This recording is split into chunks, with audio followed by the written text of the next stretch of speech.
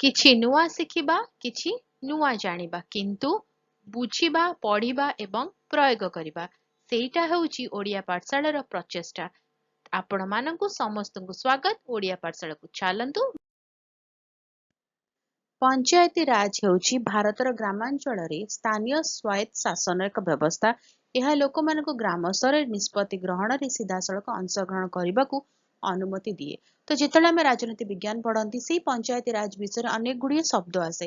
ତ ସେ ଶବ୍ଦର ଅର୍ଥ କଣ ତାହା ଜାଣିବା ଆଜିର ଭିଡିଓରେ। ଗ୍ରାମ ପଞ୍ଚାୟତ ଗ୍ରାମ ସ୍ତରରେ, ପଞ୍ଚାୟତି ସମିତି ବ୍ଲକ ସ୍ତର ବା ତହସିଲ ସ୍ତର ଥାଏ, ଜିଲ୍ଲା ପରିଷଦ ଜିଲ୍ଲା ସ୍ତରରେ ରହିଥାଏ।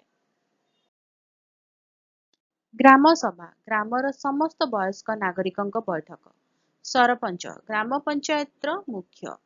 ୱାର୍ଡ ସଦସ୍ୟ ଏକ ୱାର୍ଡର ନିର୍ବାଚିତ ପ୍ରତିନିଧି।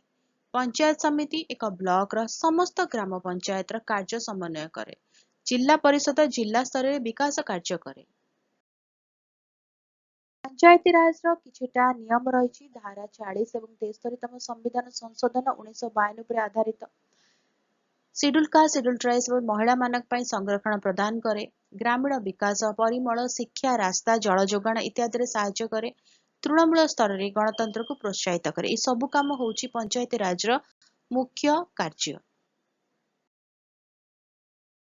ଗ୍ରାମାଞ୍ଚଳରେ ଲୋକଙ୍କୁ ସଶକ୍ତ କରିବା, ଜନସାଧାରଣଙ୍କୁ ଅଂଶଗ୍ରହଣକୁ ଉତ୍ସାହିତ କରେ, ସ୍ଥାନୀୟ ସମସ୍ୟାର ଶୀଘ୍ର ସମାଧାନ ସୁନିଶ୍ଚିତ କରିବା, ସମାବେଶୀ ବିକାଶକୁ ବୃଦ୍ଧି କରିବା, ଏହି ସବୁ ହେଉଛି ପଞ୍ଚାୟତି ରାଜର କାମ। ତେଣୁ ଏହି ସବୁ ଟର୍ମସ ଗୁଡାକ ଜାଣିଥିଲେ ଆମେ ଜାଣିପାରିବା ଯେତେବେଳେ ରାଜନୀତି ବିଜ୍ଞାନ ପଢିବା ତ ସେତେବେଳେ ବୁଝିବାରେ ସହଜ ହବ।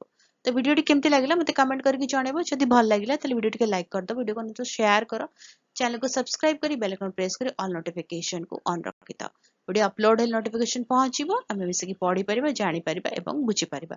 ତାହେଲେ ରହୁଛି, ଦେଖା ହବା ଭିଡିଓରେ। ଭଲରେ ରୁହ, ସୁସ୍ଥରେ ରୁହ, ମୋତେ ଅନୁମତି ଦିଅ। Bye bye.